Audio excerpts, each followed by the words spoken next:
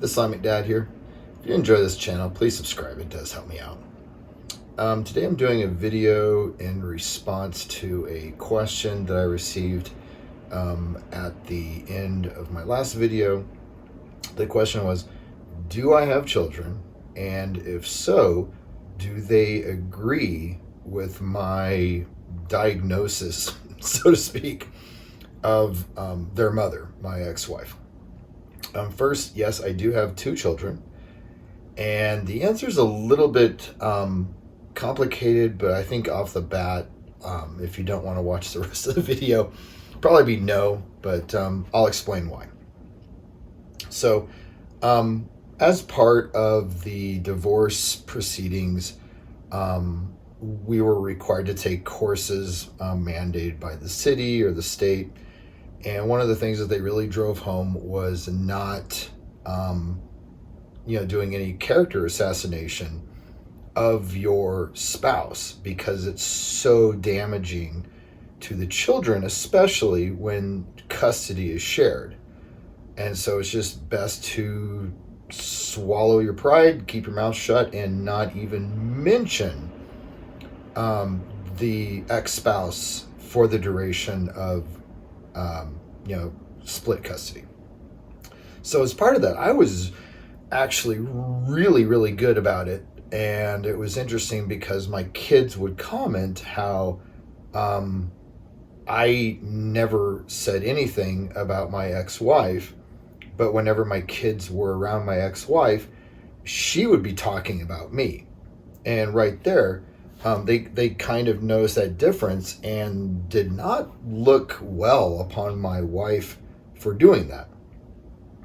So I didn't know immediately at the time of my wife's midlife crisis and the beginning of the divorce that my wife basically met the criteria at that time for being a malignant narcissist. It was maybe a year or two after the midlife crisis that I had read enough, talked to other people that had gone through the same issues, and realized okay, this description really fits what I'm experiencing and also her behavior and traits, etc.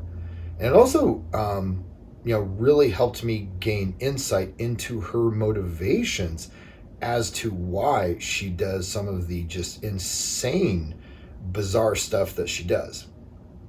So early on after the divorce, I realized that she was a narcissist, but I wasn't able to really share that with my children because it would not be appropriate. I spoke with my therapist about my frustrations along these lines, and my therapist, explained that while I could never, or at that time, not pinpoint my wife out and say, okay, she's a narcissist because of XYZ, I was more than welcome to teach my children about narcissism and the traits that kind of make up the criteria for that diagnosis.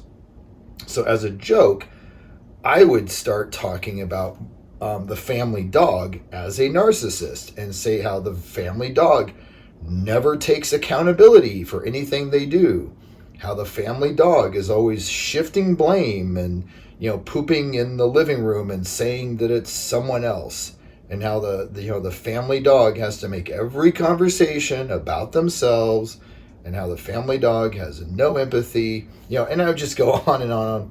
And so, and that the family dog is a narcissist. And so I try to do my best in a humorous fashion to teach my children about the traits that make up narcissism. And to some degree, I think they, got some of it, a little bit of it stuck, but, not a whole lot, honestly. And then as time went on, the child support or the shared custody ended, child support ended, alimony ended. Needless to say, you've probably heard this story before. Once the child support ended, my wife basically kicked both the kids out. So without a place to live, both kids moved in with me, and which is fine. I love my kids, and so we all live here at my house together, and it's been like that for a couple years now. And again, since things have changed, I've had the opportunity to broach the subject a little bit, but I still try to be cautious, not because of the law or because of child custody or anything like that, but just the simple fact that one thing that I noticed is that my kids are both still young. Neither of them are 25 yet. And because of that, my understanding is that their hypothalamus is not fully developed. And so they are not able to make very objective, rational judgments yet. That they still kind of just go with the flow, and it's much easier for them to just go with everybody else, go with the flow, than to make objective judgments on their own and stand by them. So in the times that I've kind of broached the subject, even to a smaller extent, the kids have really pushed back on me, not because what I was saying was not factual, but because it is their mother. And so in their mind, the fact that she is their mother trumps everything else. So no matter what fact I can give out and say, do you agree that this happened? Yes. Do you agree that she said this? Yes. Do you agree she did this? Yes. Okay, how do you feel about that? They give her a free pass. They're just like, no, she's my mom. And to them, the statement, she's my mom, period, like that ends the debate. There is no room for discussion once the children say, she's my mom. So that said, as they've grown older, that's changed a little bit in that there have been times when they've had to deal with her nonsense themselves and have come back to me to vent and be like, yeah, mom did this, mom's a liar, mom says she's going to do something, I know for a fact it's never going to happen, mom says this because she's manipulating me. Their eyes are opening. But again, the key factor still is that they can say that and I can nod, but I can't say anything myself, because even if I were to repeat what they just told me, they would grow defensive and say, no, mom is mom. And basically, that's my mom. And again, like kind of do this weird shift where they take her side in the perspective that no one's allowed to say bad things about mom because mom is mom. Just still very protective of her in that respect. My understanding is that that's actually very normal, to be expected because of the whole hypothalamus thing, and that once the children get to about the age of 25, they will have a much more objective view of reality as individuals and be able to make judgments objectively using just reason and say, okay, that is not okay for her to do. That's not what mothers are supposed to do. And and come to that conclusion of like, okay, maybe if I look at these traits at that point, they can be like, oh, she meets the criteria for a narcissist. So maybe in the future, like in the next, 2 to 5 years, they will agree with me on the diagnosis as of her as a narcissist.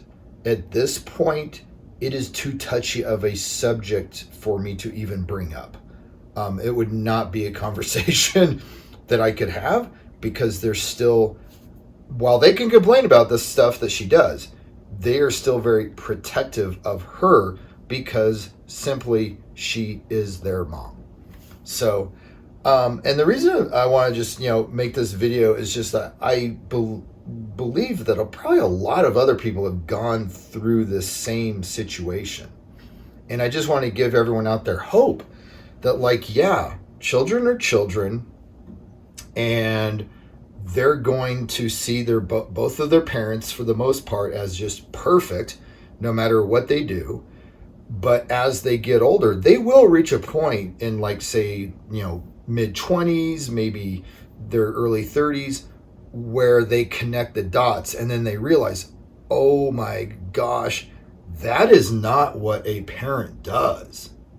A parent does not do that, and a parent would never do that, and yet my parent did that to me. And that's, and then realize, like, oh my gosh, that's not okay. And realize, like, okay, wait, no one else lies and manipulates me like mom does. What's up with that? And kind of piece together, like, okay, maybe she's mentally ill, and then maybe look a little bit, deeper in that and be like, oh, she matches the criteria for a narcissist.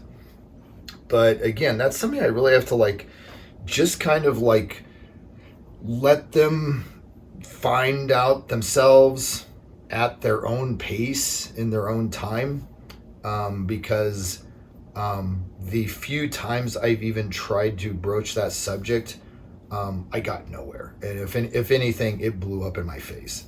So, again, my recommendation would be educate your children. If they're older, say like teenagers, 20-somethings, educate them on narcissism and let it go. Just let it go. Let them connect the dots. Don't even mention anyone by name. Just say, oh, here's some information on, narcissism or whatever. But anyways, hopefully this video's been entertaining, maybe even helpful.